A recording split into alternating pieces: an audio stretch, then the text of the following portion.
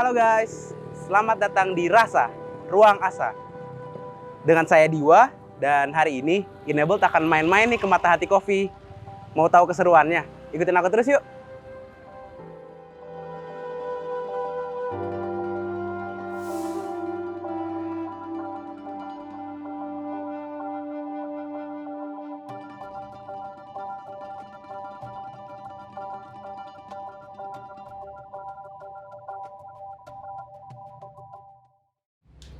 Halo Ibu.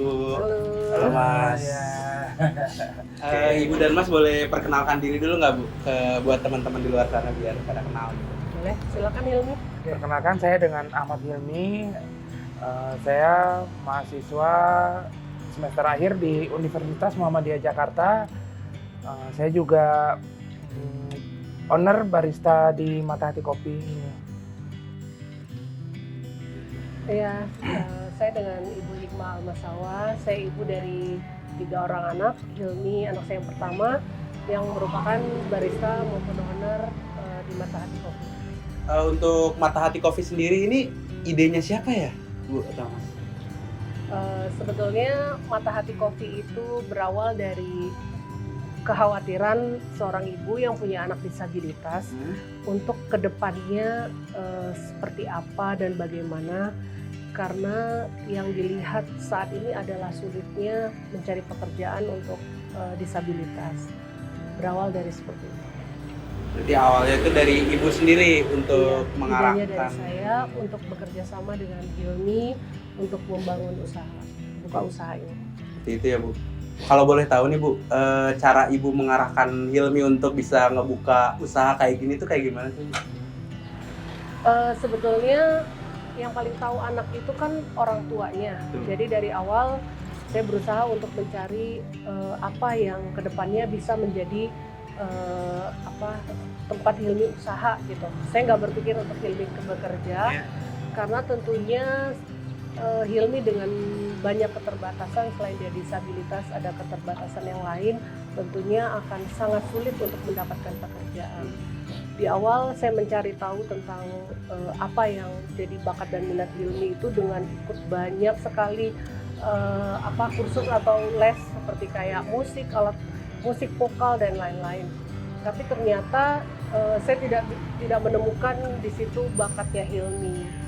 Kemudian saya fokus dari kebiasaan Hilmi yang biasa meracik kopi, membuatkan kopi di keluarga kami gitu.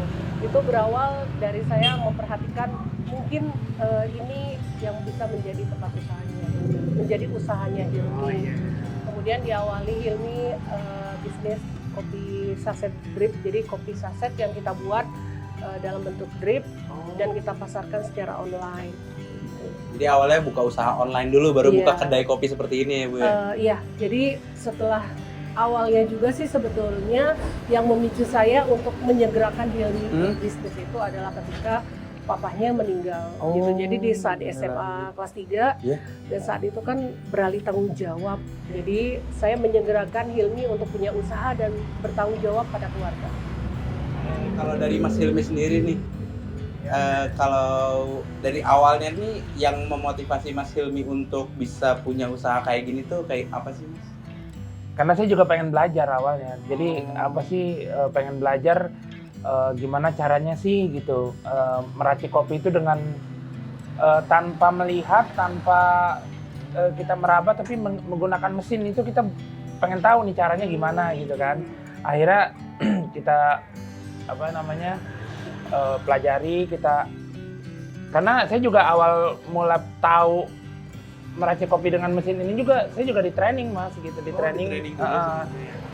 Intinya Hilmi termotivasi untuk mencoba hal yang baru. Iya gitu ya. Berarti emang sebelum membuka ini juga Hilmi udah punya ketertarikan tersendiri terhadap kopi ya? Saya juga pencinta kopi juga. Pencinta kopi juga. Ya, jadi bisa salah satu motivasi saya juga buat buka usaha ini gitu. Matahati Coffee sendiri ini udah buka dari kapan Mas? 2020. 2020 ya? Berarti udah 3 tahun jalan sampai saat ini ya? Pasti ada kan banyak tantangan tersendiri buat Mas Hilmi.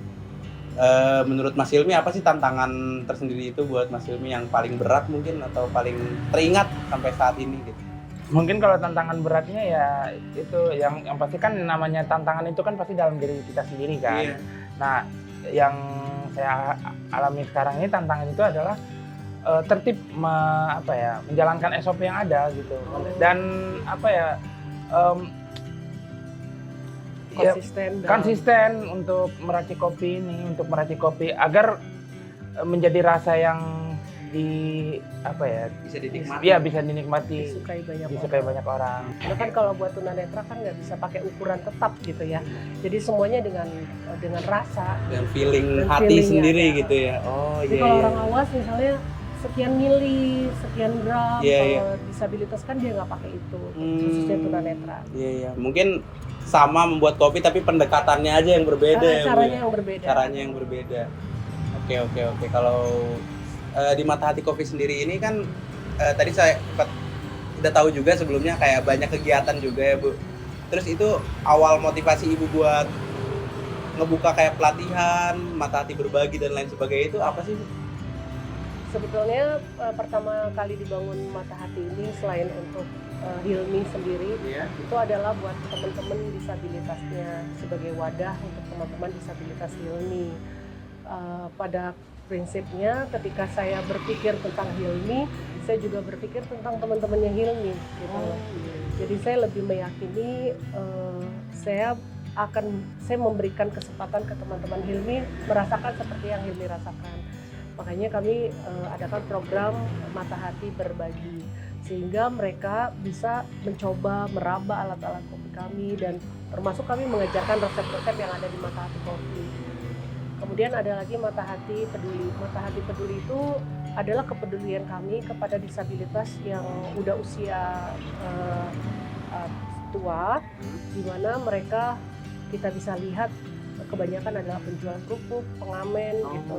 Secara ekonomi mereka lemah gitu. Di sini kami berperan untuk memberikan bantuan dalam berbagai hal. Salah satunya yang rutin itu adalah memberikan sedekah Jumat, makan minum, dan mensupport kegiatan pengajian mereka serta membantu kegiatan-kegiatan mereka. Gitu. Intinya semua dari Matahati Peduli dan Matahati Berbagi itu adalah cinta kasih.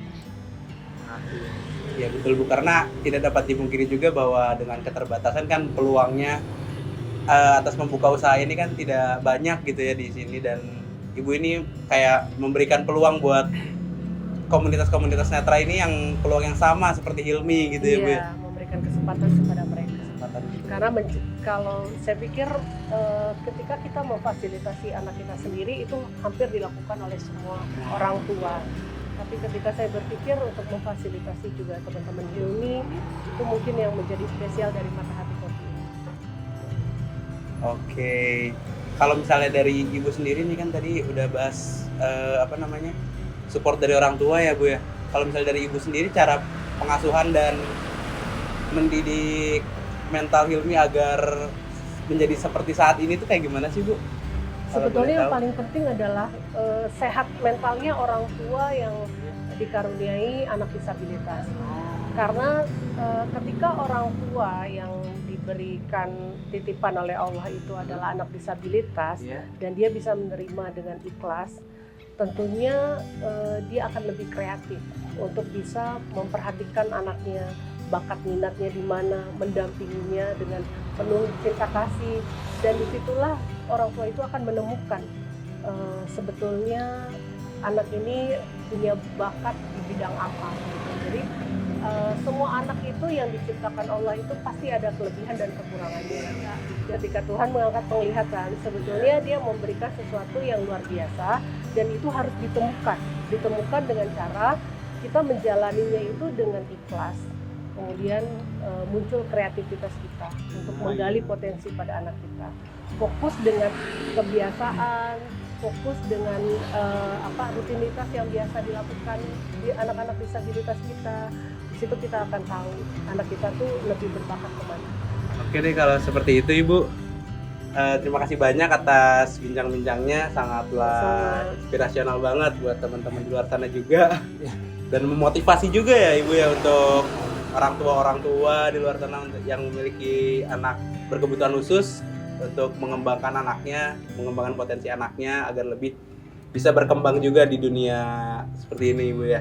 Oke deh kalau gitu saya pesan kopi dulu kali Ibu ya. Iya, Dan Mas. silakan. Oke deh Mas. Terima kasih. Saya mau pesan es kopi susu gula aren 1 Baik. sama kopi arangnya 1. Oke, ditunggu. Oke baik. Terima kasih ya Mas ya.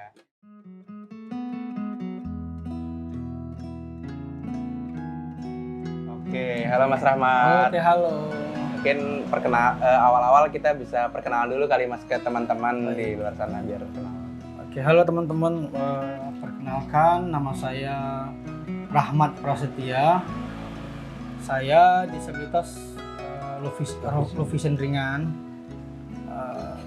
Saat ini saya adalah manajer operasional di Matahati Coffee. Oh, manajer operasional di Matahati Coffee. Ya. Tapi sebelum dari itu nih Mas, kita tarik jauh ke belakang dulu ya Mas. Sambil bikin ya? Boleh, boleh. Oke. Boleh sambil bikin. Apa sih yang buat Mas Rahmat ini tertarik dengan bergabung bersama Matahati Coffee ini Mas? Dulu awal mulai memang dasarnya memang saya terkait dengan dunia kopi. Iya, tertarik dengan Jadi kopi.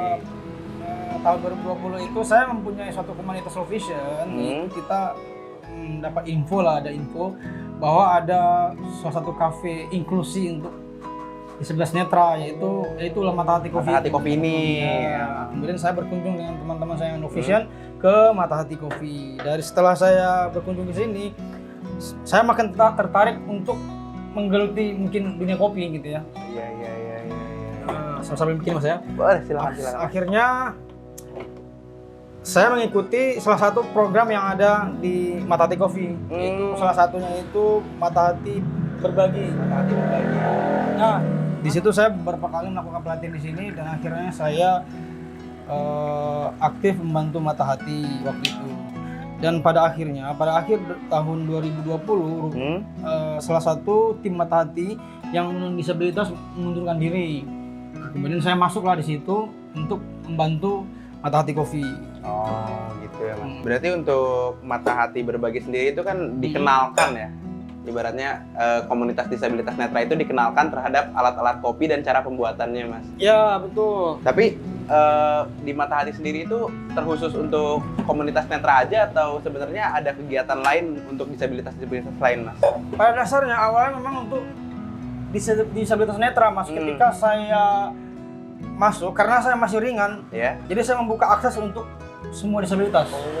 Karena setiap disabilitas itu mempunyai metode tersendiri supaya agar mereka paham bagaimana sih cara membuat kopi itu, karena Garahita itu pendekatannya berbeda dengan pendekatan untuk daksa gitu. Nah, daksa itu lebih menurut saya lebih sulit tingkat penyampaian karena mereka otaknya bener ya.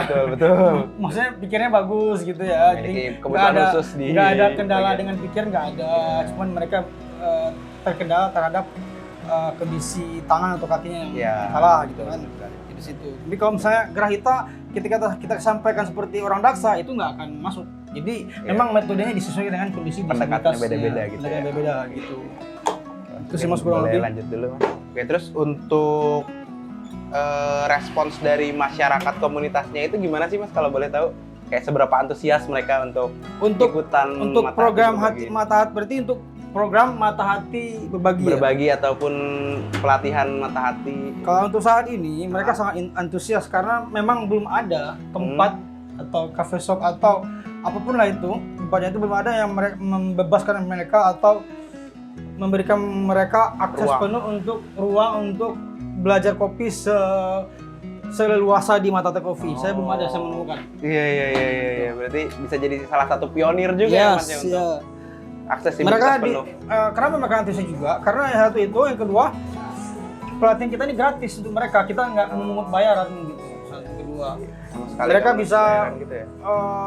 pegang sini, pegang situ. Jadi untuk memang kita mengajarkan mereka awal-awal dengan meraba. Tapi setelah mereka udah bisa, kita mau mereka mengikuti standar di Matahati Coffee tanpa meraba gitu ya. Kalau bisa meminimalisir meraba. Karena apa? Karena segmentasi pasar kita bukan untuk hanya tunanetra gitu. Karena kita segmentasi bagaimana masyarakat luas atau orang awas pun melihat ke hasil kopi kita ini higienis gitu, tidak ada maksudnya tuh tidak diraba. Itu kita mesti kurangi gitu kan, karena itu mengurangi citra kualitas kopi itu sendiri gitu sih. Ini kopinya udah jadi ya Mas ya? Iya, ini saya lupa. Oke deh Mas. Ini kopi susu. Oke. Kalau begitu ya saya cobain dulu ya Mas ini kopinya ya. Silakan Mas.